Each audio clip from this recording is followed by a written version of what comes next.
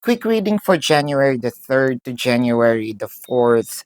Leo, medyo premature ang communication, no? With the Queen of Wands, the Two of Wands, the Moon card.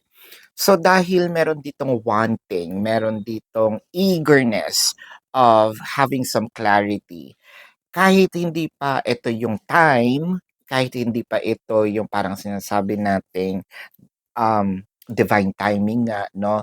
For you to have a conversation to someone here going to push through with it, whether this is by literally asking a specific question. Instead of, dahil nga medyo premature, instead of having or gaining some clarity, parang yung sagot, it adds up to, or it leads to more questions. So, sandali, puwede rin ditong tinanong kita, sinagot mo yung tanong ko ng tanong din, 'no?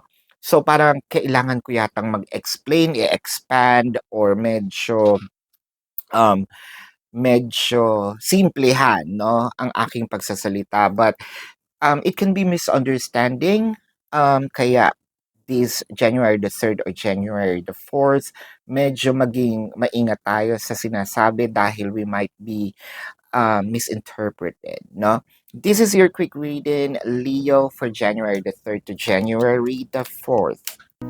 Predicting future is my purpose. Yelling the stars align.